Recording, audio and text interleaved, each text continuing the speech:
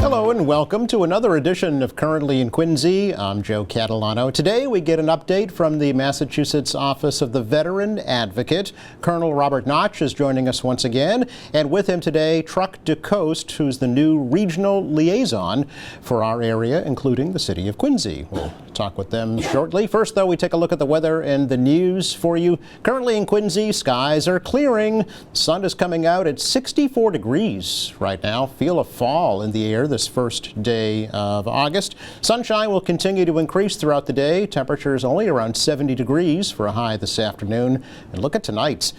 Definitely chilly with lows dropping off into the upper 50s under crystal clear skies.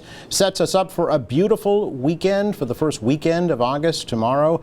Lovely, lots of sunshine, just a few clouds, comfortable in the mid 70s. A little warmer on Sunday, but still really nice with highs Sunday in the lower 80s. Starting to heat up a bit on Monday, increasing humidity too. Monday's highs will be in the mid 80s. Again, we have partly cloudy skies, 64 degrees in Quincy right now.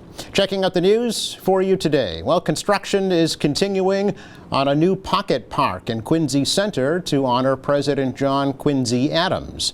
Mayor Thomas Koch is hoping that the new park will be ready soon after Labor Day.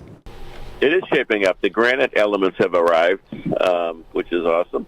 The park is on schedule. We should be finished by about the 1st of September, give or take a couple of days, depending with weather and so forth. The statue and the plaques that are going in, they're in storage, and they're here, as we know, because we, let him out, if you will, on the APC last year at the big gala event. So that's all ready to go. So I don't see any glitches or time issues. Everything seems to be going very, very well. MJ Nichols is the contractor there. Granite Partners, they do great work. So we're still waiting on one or two potential speakers before we pin down the date. And but sometime, I would guess, sometime late September. City took the Acapulco's restaurant that was at that site by eminent domain, demolished the building, and is creating the new park to honor the nation's 6th president, who, along with his father, President John Adams, is buried with their wives in the presidential crypt in the basement of the nearby United First Parish Church. A Quincy man facing multiple firearms and assault charges after state police say he shot at a car with a pregnant woman inside during a road rage incident earlier this month. 33-year-old Michael Bragle is charged with shooting at the car on the expressway in Quincy back on July 1st. The woman claims Bragle was driving aggressively and then stopped his pickup truck when she beeped at him. He got out, fired a shot, and then drove off. A passenger in the woman's car got cell phone video of the suspect vehicle. State police traced that truck down to Alltown Construction here in Quincy, where Bragle lives, and arrested him on July 14th. He was bailed on $3,000, ordered to wear a GPS monitoring device, not possess any weapons, and is due back in court on August 28th. NeighborWorks Housing Solutions of Quincy has received over $5.4 million in state loans and grants to develop a new affordable housing complex in South Quincy. This Quincy Street Supportive Housing Project will be a 24-unit building with studio apartments for low-income residents transitioning out of homelessness. Now, the new building will replace 3 aging residential buildings. It's being developed in partnership with Father Bill's in Mainspring. Each unit will have a private bathroom and kitchenette. There will be a common area and office space for supportive services. The complex will provide on-site case management, counseling, and educational services to support residents as they work toward independent living. Construction will begin next spring and take about a year to complete. Beth Israel Deaconess Hospital Milton has been named a Best Hospital for 2025 and 2026 by U.S. News and World Report. The hospital received high ratings in the areas of treatment for congestive heart failure, chronic obstructive pulmonary disease or COPD, hip and knee replacement, and pneumonia. The magazine evaluated more than 4,400 hospitals and reviewed million patient records for their survey, and only 13% of evaluated hospitals earned a Best Hospitals designation. The survey also ranked Mass General and Brigham and Women's in Boston the best hospitals in the state and among the best in the country. Now, an estimated 15,000 people are expected to attend two major concerts at Veterans Memorial Stadium in Quincy this weekend as the Quincy 400 celebrations continue this year. Darius Rucker will perform to a sold-out crowd on Saturday night. John Fogerty will take the stage on Sunday evening. Quincy Mayor Thomas Koch says these concerts are two of the main events for Quincy 400 this year. These concerts are kind of the peak. There'll be more things happening, of course. A number of events still to come, but as far as volume and of people, these will be the peak for sure of the year. We're anticipating about 8,000 on Saturday and about 7,000 on Sunday. Wow. The police and fire, Department of Natural Resources, we get all kinds of volunteers, my staff, the team, Quincy 400 team. Everyone's so excited because they've been working at this for a couple of years, so, and here it is. And right now I haven't looked, but I heard the forecast looks good for the weekend, so we'll keep our fingers crossed there. Police are strongly urging concert goers to use public transportation or park in the Quincy Center parking garages and walk to the stadium. The gates open at 5 p.m. for both shows. Parking at nearby Pageant Field will open at noon both days to ticket holders only. Rideshare and taxi pickup and drop-off will be at the Central Middle School across from the stadium. It's our check of news for you today. Coming up, we get an update from the Massachusetts Office of the Veteran Advocate. That's next.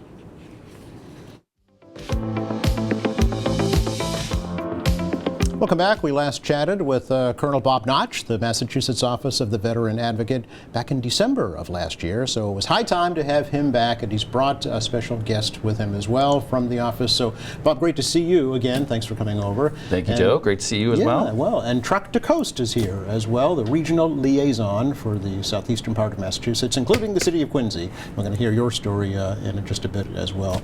But, Bob, I always like to start off with just a little refresher. And what is the Massachusetts Office of the Veteran Advocates? About 2 years old now, right? A year and a half, I think, is probably more accurate. And I know the conversations we've had in the past are, here's how we've moved forward since the last conversation. Yeah. We'll do that a little bit today, too. Sure. But it's, we are an independent state agency. We're the only one in the country that we know of. So Massachusetts is leading the way again. And our job is to be a partner with all state agencies when it comes to veterans and their families and the programs, benefits, and services that they receive from the state. So what I like to tell people is we're collaborative oversight. We have some responsibilities that tie us together as partners with state agencies, also with federal agencies, and even down to the local level with municipal veteran service agents. But we also have some responsibilities to conduct investigations and examine the systems that are out there to make sure that we're treating veterans and their families the way we intend to. Yes, and as you mentioned, the only one in the country. Yes. So was this part of the HERO Act? It was. It was part of the HERO Act, a result of fatalities during COVID at the veterans' homes. And one element was to elevate the Department of Veteran Services to the executive office, and then to create our office as a separate agency. Okay. So how's it been going? Great. It's busy. We've taken a breath here and there because since we last talked, we have now moved into permanent office space. We were temporarily here in Quincy, over in 100 Hancock. We now are in Braintree, so we just moved a mile or two down the road in the Braintree Hill Office Park. And that is our permanent space. We've got enough room for the staff now that we've grown. And that's probably the second biggest piece of the office is since January, we hired 5 additional staff members. That gives us a total of 12 full-time staff. Okay. And 4 of those individuals are regional liaisons. And their job is to connect with the veteran service agents at the municipal level across the Commonwealth. Gotcha. And so that's why Truck is with us today. Truck handles the southeast region. And if we have a minute, I'll let her talk about what she does in her role. We have more than a minute. We great. have plenty of time. It's nice to meet you, Truck. Thank you very much for coming over. Thank tell us a you. bit about your background first of all, before you talk about your new assignment. Thanks, Joe, and I really appreciate being a guest here. Sure. So I'm Truck DeCoste. I'm an Air Force veteran, so I spent 4 years active duty as an airborne linguist. I studied Persian Farsi and Persian Dari at the Defense Language Institute in Monterey, which was an amazing experience. I deployed in 2011, 2012 with Project Liberty, flying ISR missions in southern Afghanistan. ISR. Intelligence, surveillance, and reconnaissance. Thank you. Okay. Thank you. And really, that was a great mission, and I love being with fellow service members and having a common mission and having a common goal. I think a lot of veterans will say the same. So I did my 4 years, came back, I went to school, went to UMass Boston, got my degree, missed the military so much, missed the camaraderie, so I joined the Air National Guard as an intelligence analyst down Cape Cod. Yes, sure, yeah. Did that for a few years and ended up separating a couple years ago. The last 5 years or so, I was working at a nonprofit, really dealing with veterans and mental health and making sure that they had access to the sort of mental health services that they so needed. So that really was the linchpin and why I am here today at the Office of the Veteran Advocate. I wanted to continue working with veterans. I really wanted to take a step back and figure out what are some of the other issues that veterans are really facing, and how do we fix that? How do we work with the community and to better the lives of the veterans within that community? Yeah. And sort of in my role as a regional liaison, I get to work with the municipal veteran agents. And really that is to be a resource for them, to ensure that they feel supported, because what we find is if the veteran agents are feeling supported, they are better supporting our veterans, right? And it's just been so great to be sort of at the floor level, at the ground level, to be able to sort of help build the office and really create what we want to and what we see as the future of veterans, and making sure that they get access to all their benefits and entitlements. Yeah, I can hear veteran service agents across the South Shore saying, phew, thank God Truck is there, right? No, because you've got their back, basically.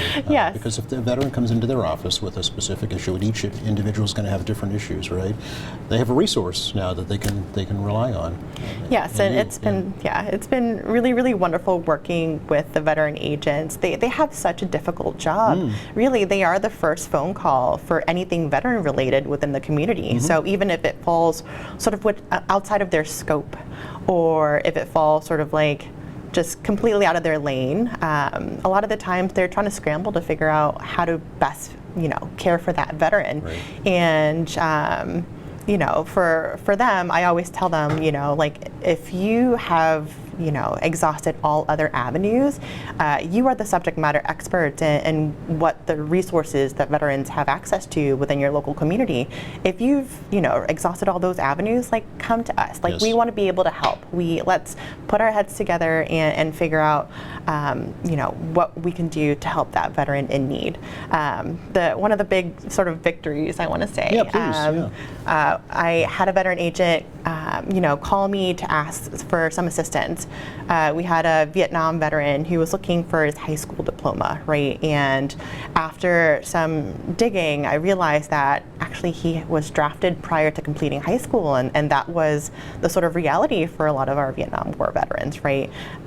So prior to completing high school, he was drafted and never got the opportunity to graduate high school. And he was saying how, it sat with him for the better part of the last 5 decades or so that he was never able to do that, and never able, his mom was never able to see him graduate, and how that would be really meaningful. And we were very lucky that Massachusetts had already passed legislators came together to, honor Yes. that and his service by, creating a sort of pathway for him to be able to get a high school diploma. So working with the veteran agents, working with the school board, being able to sort of bring all these pieces together to be able to give him his diploma. Wow. Wow. So we actually have a ceremony for him coming up in the next couple weeks that we're really, really excited about. I bet, yeah. But it's sort of these small things that we do to honor the service and sacrifice of our veterans. That's why we're here. We just want to help. Yeah, but I can see where the local agent would say, "Oh gosh, what do I do about this? I can help you get your health care. I can help you get housing. Can help you get a job. High school diploma? Wow, that's a challenge." Yeah. Now, is that the same rule for all Vietnam vets who graduated prior? I mean, who served prior to graduating high school? Yeah. So It is. that is a part of Operation Recognition. Okay, So that okay. is for World War veterans, Korean Yes, veterans, yes. Vietnam veterans. okay, all right. Prior to completing high school, Yeah. if you were drafted and you served honorably, you get the ability to get your high school diploma, and that's one of the things that we want to do some outreach on. That's great. Yeah. Yeah. Well, I know especially World War II vets, a lot of them lied about their age because they wanted to sign up and join and serve, right? So they may not have had their diplomas. Right. What we're running into too is some of these high schools no longer exist. Well, that too, right? Yeah, So exactly. I really commend the records department Yeah. at this school district that really bent over backwards to be able to find these records. So again, it's something that feels really good to do. Yeah. That's just a very small thing that we could do to help the veterans, and it's meaningful. Big thing for that veteran, for sure. Oh yeah, he and was their so families. appreciative, so appreciative Yeah. that he was able to sort of get closure in this chapter of his life. What are some of the other challenges that you're finding veterans are facing today? And you know best because you're both veterans yourselves. But particularly for female veterans, I would think you'd have a unique insight into that. Right. I do feel like kind of when you speak about female veterans, the outreach to female veterans is completely different than the male counterpart. We aren't hanging out at the American Legions as much, right? We're not hanging out at the VFWs as much. A lot of us are sort of in our family era where we're building families. We're sort of trying to figure out what our transition looks like and wearing all the hats, Right. as you can imagine. At the same time, yeah. So I think that looking at doing outreach to women veterans and what are some of the things that they are struggling with, right? And I think that is a big thing that I'd like to sort of take a larger hand in and just help that. Other things that I've seen is that housing is a huge issue here in the South Shore, and I guess veterans really all over have this issue. That sort of transition piece too, right? Like you go from knowing when your next meal is, when when you're having PT, you have a common mission, you know where you're laying, your pillow Different at routine, night. right? Yeah, that routine is so important. And then you get out and you have all this freedom, Yes. but where's your next meal, Right. right? What Scary. is your next plan? Do you have a plan for school? Do you have a plan for work? Do those skills, translate to the civilian world? And how do we better support our veterans sort of going through that transition?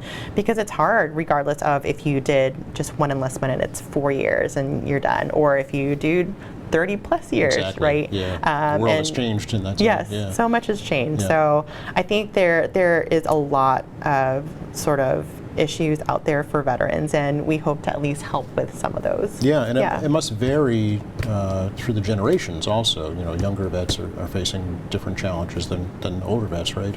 Absolutely. I definitely feel like the challenges that our Vietnam War vets are completely different from those within our post 9/11 vets. They were 18 years old then, right? So that was 50 years ago or more. So yeah, so they're in a different point in life than the Gulf War vets, right? For sure. Right. I think what we're thankful for is to have a supportive community, right? We now know that having a community that really, helps support that veteran, whether that's the municipal veteran service agents or an agency like ourselves, or, the myriad of nonprofits out there that are really focused, knowing that, the Vietnam War vets had just a really, really hard time coming back. And now they have that support. So I think it's one of those things where how do we sort of spread the word, right? How do we And do work that with those outreach? agencies, right? Yes. Yeah. Yes. Here in Quincy, we have Father Bill's in Mainspring, we have NeighborWorks Housing Solutions, we have Quincy Community Action Program, so a lot of social service agencies that focus on issues like homelessness to get them to look at what veterans especially need, right? Bob, you mentioned there are regional liaisons, 4 of them throughout Massachusetts? 4, yep. Okay. Southeast, Northeast, Central, and Western. Okay. And all right. it was great that you were asking those questions because that's the other part, right? Yeah. One part of the liaison is to be there for the veteran service agent, right? Former pilot, what I'm saying is our job is we get to be the co-pilot when things get tough. Call us okay. in, we'll sit next to you and help you get the veteran where they need to go. Yeah. But the other piece is, what are you seeing? What are you seeing on the front lines in the communities are the issues of veterans? And your questions were exactly the same questions that I ask the liaisons. What do you see out there? Yeah. What are the challenges? How can we pull that into and make that a broader context and see if that's a local issue, Yep. or if that's a regional issue, or if that's a statewide issue, and then take some action on it. Yeah, you can't help if you don't know what the problems are, right? Exactly. Yeah, so you have to identify them first. To that end, there are multiple contact points for folks to get a hold of your office that we want to let people know about. Yes, Yeah. we've expanded. So last time Yeah. we talked, I think we had an email, and that might have been it. Yeah, So, I think there was a cell phone maybe they could reach you on, and that was about it, yeah. Right. So along with having our own office now, we have the Yes. ability, we have a main office phone line. Yes. And I know you're showing these on the screen. We also have a tip line. Yeah, I was curious about the tip line, Yes. because that suggests to me that it's a number that folks can call if they're uncomfortable dealing with the organizational structure that they're in. What we see that is we don't have enough staff to be everywhere all the time Yeah. to find out where the issues are to Okay. help us determine, well, which systems should we examine? Where are they having issues? Or are there veterans that are in the care of the Commonwealth that aren't being treated with dignity and respect or Okay. not getting offered the services? Those are the things we're responsible to look at. So we offer the tip line for folks who are out there living it. You provide us the feedback. We'll take it, we'll collect it, Yeah. and then we'll take a look at the issue and see if it's a real systemic issue that we can tackle. Okay, so yeah. So we're really enlisting the help of the community Yeah, to help exactly. us do Who our knows job. better, right, than the people Exactly. that are living it? So if a veteran is in a housing situation that they don't feel is comfortable or safe, they can use that line. If there's a veteran living in a home that's having an issue and can't seem to get resolution through the traditional channels, they can call that line, right? Yes. Because you're an independent agency. I think that's key. Yep. And they're allowed to be anonymous. Yeah. They don't want to leave their information because we work with other state agencies. There may be individuals that see something happening within their agency that they're not quite comfortable with. Yes. It allows them to be able to leave us a tip so Yep. we can look at something, and then they're not worried about any retaliation. Okay, yeah, exactly. And we're not talking about lowering the boom here. It may be just something that needs to be corrected, right? Yep. Yeah. So there's that tip line. There's the main line, 781-664-9033. There's the website, mass.gov/OVA, and then there's an email address also. And QR. QR code? Yeah. It's 2025. We're there. You are high tech with a QR code, and I tried it myself, and folks can just scan it on their electronic device, and it'll take you right to your website as well. And we do have social media. I'll plug that. Oh, please, We would yeah. love people Okay. to follow us on social media. Okay. And we use that channel as a way to get information out to the community. It's not necessarily about us and what we're doing, although Yeah. we'll post when we participate in things like the event Trunk mentioned with recognition. We'll post that out there. But we also post, hey, there's an event, a free event that veterans can go Okay. and get resources. Okay. Or here is some information about the VA that you might not have seen anywhere else. Yes. So we Okay. try to be a source of usable information for veterans. Yeah, that's great. We just had a big Veterans Expo in Quincy not too long ago, so I'm sure Yep. that was up there as well, and more like that. So the office where you are in Braintree, it's not necessarily, folks don't necessarily come there, right? No, not necessarily. Yeah. We are not a primary service Right, provider. right. Those are the other agencies. Our role is to look behind the scenes and have oversight to make sure it's all working properly. Right. But if there are critical issues that, if someone wants to stop in rather than call or send us an email or fill out a form online, we'll invite them in and have a conversation and capture what information they have to offer. Okay, excellent. I will share this. Please, We yeah. we are a small agency, and we are out and about. Yes, right. So there's just a handful of folks that may be in the office. Right. Yeah. So, well, as you should be, right? Yes. That's our job. That's the That's where job. we need to be. Yeah. So, yeah, stop by and leave a message or a note or something. Anything else we should let folks know about right now? I think the big piece we're working on coming up in the future, Yep. there's a lot of legislation out there. There's several hundred veteran-related bills, and we're looking at all of them. We're focusing on a few. So one of those would be an expansion of our mission that involves including the military side of service. We see a gap right now where we serve veterans, a lot of the agencies serve veterans, but who is there to help serve the military members before they transition out to become a veteran? Okay. And so we want to get on the front side of the transition process. Very good. And that's one avenue we're looking at. All right. We'll have to have you back for an update as well. So, thanks so Absolutely. much. Great to see you, Bob. Nice to meet you, Truck. Please come back. Thank you, Joe. You're very welcome. Just enough time to take a look at the forecast for you for the rest of the day today. It's only going to get better from here on out, folks. Increasing sunshine, comfortable temperatures, right around 70 this afternoon. And open the windows tonight. Look at that, down to 59 degrees. Spectacular weekend coming up. Lots of sunshine tomorrow, mid-70s. Low 80s on Sunday and mid-80s on Monday. It's still summertime, folks. Get out and enjoy it. Thanks again to Bob Notch and Truck DeCoste for joining me today from the Massachusetts office of the Veteran Advocate. Thanks to our crew. Thank you for watching. Monday here in the show, Rick Doan stops by from Interfaith Social Services here in Quincy. Meantime, check our website anytime, QATV.org. All of our programs are there. There's news, there's information, video on demand, live streaming, and a whole lot more. For all of us here at QATV, I'm Joe Catalano. Have a great weekend.